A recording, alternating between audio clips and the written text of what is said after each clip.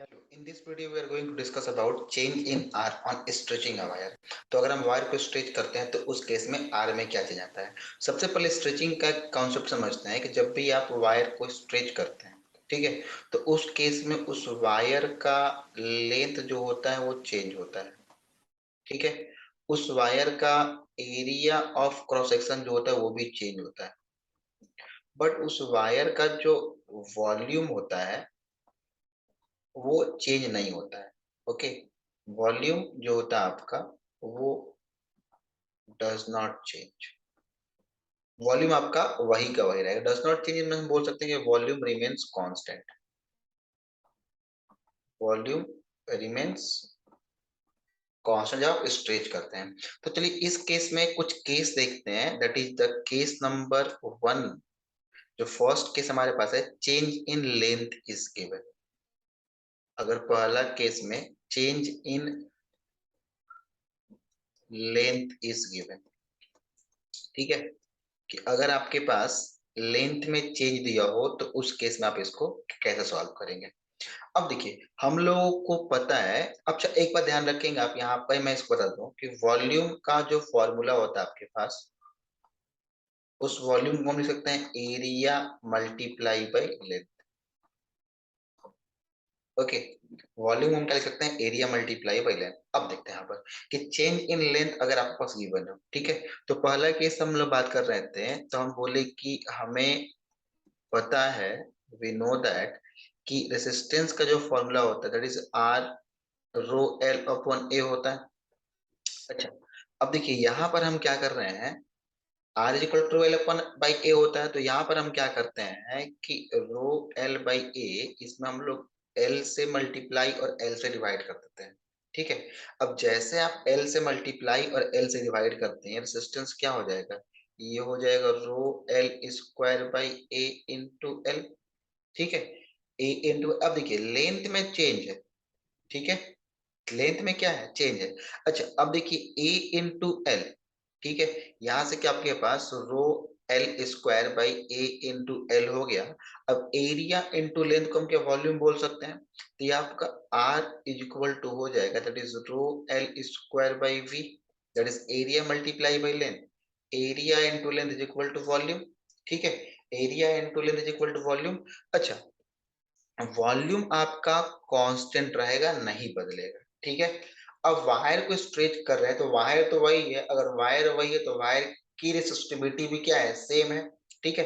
तो अब देखिए जब वायर की रेसिस्टिविटी सेम हो गई है, दैट इज रो और वॉल्यूम भी कांस्टेंट हो गया, इट मींस ये रो और भी क्या हो गए, कांस्टेंट हो गए। अब जैसे ये रो भी कांस्टेंट होते हैं तो आपका ये रेसिस्टेंस जो हो जाएगा वो डायरेक्टली प्रोपोर्शनल हो जाएगा लेंथ के स्क्वायर का, ठीक है। रेसिस्टेंस क्या हो जाएगा आपका, डायरेक्टली प्रोपोर्शनल हो जाएगा एल के स्क्वायर का। तो इसका मतलब जो रेसिस्टेंस में चेंज होगा दैट इज आर वन और आर टू जो होगा वो आपका L one by L two का स्क्वायर के बराबर होगा, ठीक है। ये रहा फर्स्ट केस। अगर हम केस टू की बात करते हैं, अगर केस नंबर टू की बात करते हैं कि केस नंबर टू में आपके पास change in area of cross section, writing in short A, change in area of cross section is given, ठीक है। अगर एरिया ऑफ क्रॉस सेक्शन में चेंज दिया हो तो उस केस को कैसे डील करें। देखिए बहुत सिंपल है कि अगर एरिया ऑफ क्रॉस सेक्शन की बात हो रही है तो आपको ये बात पता है कि R is equal to rho L by A होता है। जब लेंथ में चेंज था तो मैंने लेंथ से मल्टीप्लाई किया, लेंथ से डिवाइड किया, और यहाँ पर किस में चेंज है, एरिया ऑफ क्रॉस सेक्शन में चेंज दिया हुआ है। तो यहाँ पर क्या करते हैं, एरिया से मल्टीप्लाई और एरिया से डिवाइड कर देते हैं। तो आपका R जो हो जाएगा that is rho L A by A square हो जाएगा। अच्छा, क्या नहीं बदलता है, तो वॉल्यूम और स्टेबिलिटी कांस्टेंट रहेगा। तो यहाँ से एरिया इंटू लेंथ को हम वॉल्यूम बोल सकते हैं। तो क्या ये R इज इक्वल टू हो जाएगा रो वी अपॉन ए स्क्वायर, ठीक है, रो वी अपॉन ए स्क्वायर। अच्छा अब समझ गए आपकी रेसिस्टिविटी और ये वॉल्यूम ये क्या है, कांस्टेंट है, तो अगर ये कांस्टेंट है तो रेसिस्टेंस क्या हो जाएगा, inversely proportional to area square. ठीक है, रेसिस्टेंस क्या हो जाएगा, inversely proportional to area square. इसका मतलब कि जो चेंज होगा रेसिस्टेंस का वो क्या होगा, एरिया के इनवर्सली प्रोपोर्शनल का स्क्वायर होगा। ठीक है, एरिया के इनवर्सली प्रोपोर्शनल का स्क्वायर होगा, that is R1/R2 is equal to A2/A1 square. ठीक है, A2/A1 whole square, that is a second case. ठीक है, आई होप ये सेकंड केस आपको समझ में आया होगा। अगर हम इसमें थर्ड केस की बात करते हैं कि पहला केस मैंने क्या देखा कि change in length is given, second case में change in area is given. अच्छा, अगर हम थर्ड केस की बात करते हैं तो let suppose in third case कि change in radius is given, change in radius that is small r is given। ठीक है, और अगर चेंज इन रेडियस दिया हुआ हो तो उस केस को आप कैसे डील कीजिएगा। अब देखिए एरिया का आपको पता था, आपने एरिया वाले को लिख लिया क्या, A2/A1। आपको पता है कि आप एरिया को लिख सकते हैं रेडियस के टर्म में, है कि नहीं। आप एरिया को लिख सकते हैं रेडियस के टर्म में, पाई आर स्क्वायर। तो इस रिलेशन को यूज करें हम अगर, दैट इज द R1 और ये R2 था, इसका एरिया A2 का हम लिख सकते हैं that is pi R2 square by pi R1 square का होल स्क्वायर। ठीक है, एरिया देखिए, एरिया को पाई स्क्वायर लिख सकते हैं, तो यहाँ से हम A1 को लिख सकते हैं पाई R1 का स्क्वायर और A2 को लिख सकते हैं पाई R2 का स्क्वायर। वैल्यू मैंने पुट कर दिया। अब जैसे यहाँ पर मैंने वैल्यू पुट कर लिया, देखिए ये पाई से तो पाई कैंसिल हो जाएगा, तो ये R2/R1 जो हो जाएगा, सॉरी ये R1 बाई जो R2 हो जाएगा,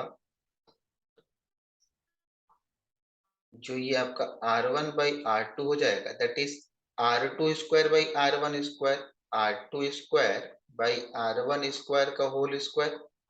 मतलब that is R1/R2 is equal to R2/R1 का इस होल स्क्वायर का स्क्वायर। तो आप इस R1/R2 को लिख सकते हैं दैट इज R2/R1 का power 4।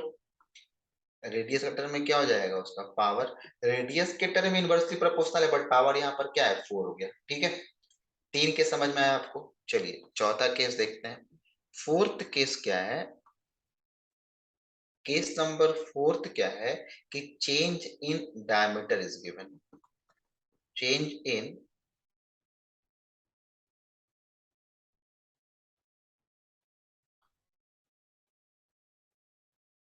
Diameter that is d is given.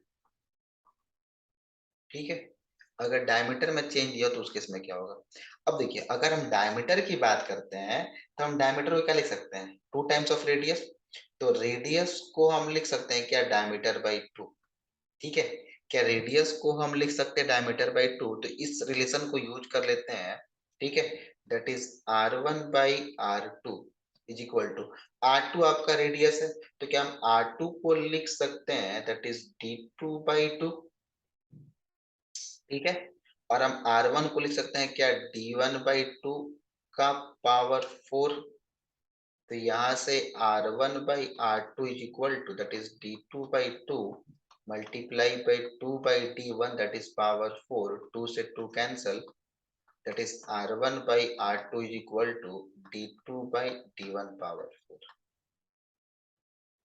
ठीक है, स्ट्रेचिंग के केस में आपके पास 4 केस हैं, लेंथ में चेंज दिया हो, एरिया ऑफ क्रॉस सेक्शन में चेंज दिया हो, रेडियस में चेंज दिया हो या फिर डायमीटर में चेंज दिया हो। तो आप ये 4 सिंपल फॉर्मूला याद रखेंगे, इससे आपका काम हो जाएगा।